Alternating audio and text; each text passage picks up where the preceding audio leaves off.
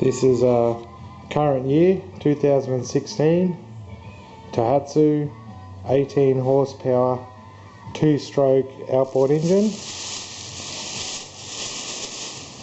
The purpose of this little video is I looked for one, a bit more information when I was buying them.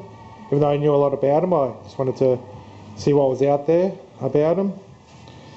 You may have done some research, and if you're considering a Tohatsu, as the prices are a little bit cheaper than the other major manufacturers like Yamaha, who, I'm not happy the amount they charge for an outboard. For customer loyalty, what do? They charge more than anyone else, generally. But the purpose of this video is, if you're wondering, is a Tohatsu a cheap, imported, recent to the market motor that you're going to shell out good money for, and then it's not going to last or do the job you want? Well, this video is from me a recommendation that they are not up there with, but they are the best motor in the world alongside even Yamaha, which are a good motor, and Mercury and Suzuki and Evinrude and the main motors. It's a simple motor, the Tohatsu 2-stroke. The portables are smaller, say from your small ones up to 25-30 horsepower. They got their add-ons to the motor. You got your carby, your fuel comes in, and spark plugs, and away you go. They may not be the smoothest or idle the smoothest, but that's what you pay for. You get a basic 2-stroke, which in my book is better, because the less parts on a motor, the less that can go wrong, and less money servicing them. I don't want a Cadillac of outboards. I want a little 2-stroke that revs along and gets me out there. Now, as for reliability, Tohatsu started making motors for their Japanese whaling fleet, and if they broke down, the fishermen weren't happy. Things like down here in the gearbox, the gears are significantly thicker and stronger than even some of the other leading manufacturers. They just don't. If you don't abuse these motors, you'll get 30 years out of it. It will not break. It's actually a dark blue, a beautiful dark blue when you get them out in the sun. I'll put a couple of stickers on it, customised a bit. But I paid 6 months ago $2,265, brand new. I haven't started it since it left the factory.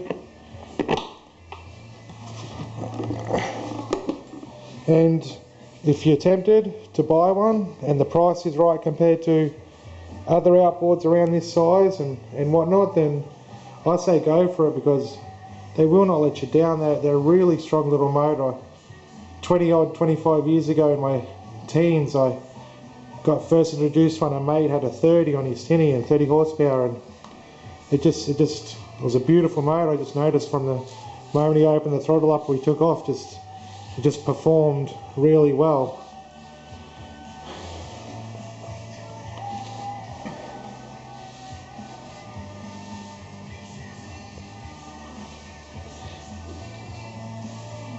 If you're looking at about a 15 horsepower motor for around a 3.5 metre boat, or whatever the boat's rated to, you can always go up to the 18. It'll just give you that few extra horsepower, and some motors have more displacement on a smaller horsepower motor than a bigger motor, but generally a 15 has about 250 cubic inches. This 18 has 290 something, don't quote me. So you get a few extra horsepower and a few extra cubic inches of motor.